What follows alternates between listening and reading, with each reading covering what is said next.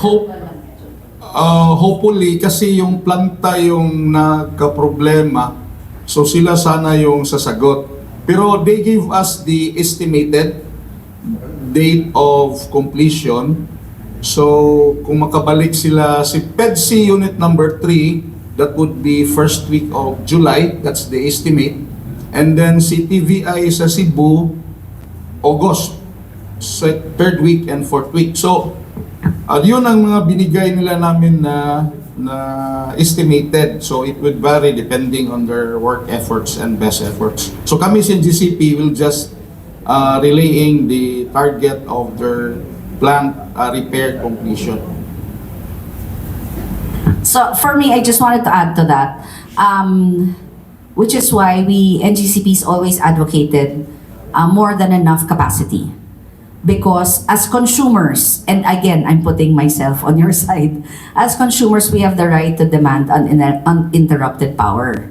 Now, tagabayad lang tayo, di ba? We have no control over this. So, on the part of NGCP, wearing my NGCP hat, we've always advocated that we must have enough capacity flowing through the system so that when a power plant or several of them go on emergency shutdown, there will be enough excess to draw from.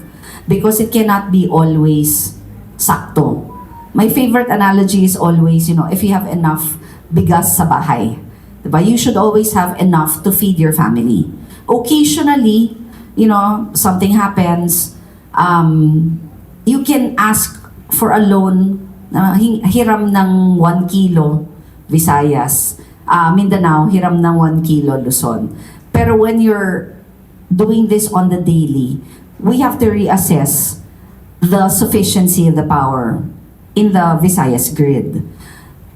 And also, it's important, diba pag sa bahay, you can never tell if biglang may pupuntang bisita, kailangan sapat. So, yung plant outages, like any machinery, they will go on emergency shutdown. There is regular maintenance, and no matter how well you maintain any piece of machinery, it will happen that they will go on emergency shutdown. What is important is when they do, not if, when they do, you have enough to draw from, additional excess power. Now, you may be confused by the term reserves because that's associated with NGCP. Pero yung reserves is a misnomer, an inaccurate term because it's not reserves in the sense na excess yan, na we can use it. The reserves of NGCP are meant to stabilize the system.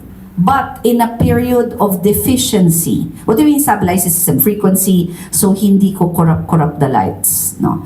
But in a period of deficiency, that distinction between energy that we use and reserves that NGCP uses to stabilize the grid no longer matters. Because when it's already an alert status, all available capacity in the system is already running and being used for energy. Kumbaga, yung reserve na ginagamit ni NGCP, yung secondary and third level, that we usually keep to stabilize, that's already running. So, pigang-piga na. That's why I wanted to take that opportunity to explain. Kasi sometimes you'll hear someone say na, bakit nagba-brown out? Kayo, NGCP, you're in charge of the reserves. The answer is always, the reserves are there, yes. They've been contracted, yes. But number one, we're a buyer of reserve power. We don't have our own power plants. And if the power plants are out, it's possible that our contracts are also affected by that outage. Second, we don't keep power and let you go on brown out. The minute there is a deficiency, all available power is being released to the transmission system for the use of consumers.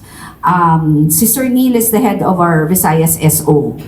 And they will do everything possible not to resort to load dropping or power interruptions. That's the absolute last thing they will do. And you know, we joke about it, but it's a reality for them na pag may alert, hirap sila. Kasi literally walang tayuan ang mga dispatcher, because you have to manage the ups and downs of supply and demand, and they have to keep their eyes on the screen because one glitch, you know, might be a disastrous for the grid. So hirap sila pag may alert. Pero like consumers, we depend on the generators also for the supply. So yun lang ang kailangan ko pong ipaliwanag, na wala po kaming itinatagong reserba na pwede pang ilabas. Pag nag-yellow alert or red alert, lahat na po yan nakalarga.